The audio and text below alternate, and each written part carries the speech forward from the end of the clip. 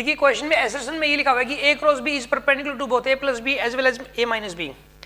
ए cross B जो है, A cross B perpendicular है किसके, ए प्लस बी के, ठीक है। और इसने ये भी बोला है A cross B is perpendicular to A minus B, इसने ये बात बोली है एसर्शन में, बिल्कुल सही बात है, होता है सब, हमेशा ही होता है।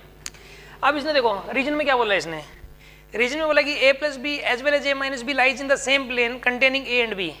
इसने बोला कि A plus B and A minus B same plane में होंगे, सेम प्लेन में होंगे एज वेक्टर ए और वेक्टर बी लाई करेंगे, vector A and vector B, vector A and vector B जिस प्लेन में होंगे ए प्लस बी और ए माइनस बी ये उसी प्लेन में हो जाएंगे जिस प्लेन में ए एंड बी होंगे, ठीक है ना। जिस प्लेन में ए एंड बी होंगे ए प्लस बी और ए माइनस बी उसी प्लेन में हो जाएंगे, ठीक है ना।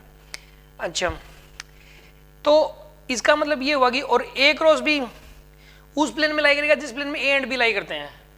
ए क्रॉस बी उस प्लेन के परपेंडिकुलर होगा किसके, वेक्टर ए के, और ए क्रॉस बी परपेंडिकुलर होता है वेक्टर बी के। तो इस प्रकार हम इन दोनों बातों को मिला करके कह सकते हैं कि ये वाली चीज इसके परपेंडिकुलर होगी और ये इसके परपेंडिकुलर होगी। इन दोनों बातों को मिला के कहा जा सकता है। देखो आप यार ए और बी जिस प्लेन में है, ए प्लस बी ए माइनस बी उसी प्लेन में है, और ए परपेंडिकुलर है ए क्रॉस बी के और बी परपेंडिकुलर है ए क्रॉस बी के। तो इसका मतलब ये हुआ कि ये जो ए क्रॉस बी है ये ए प्लस बी और ए माइनस बी परपेंडिकुलर होगा, यानी कि एक्चुअल में ये बात भी सही है और ये वाली बात भी सही है, और ये वाली बात इसकी करेक्ट एक्सप्लेनेशन भी है, ठीक है ना। यानी कि इसके अंदर ऑप्शन ए करेक्ट हो जाएगा, ठीक है ना। ऑप्शन ए क्या होता है कि ये दोनों सही है और ये वाली इसकी करेक्ट एक्सप्लेनेशन है, ठीक।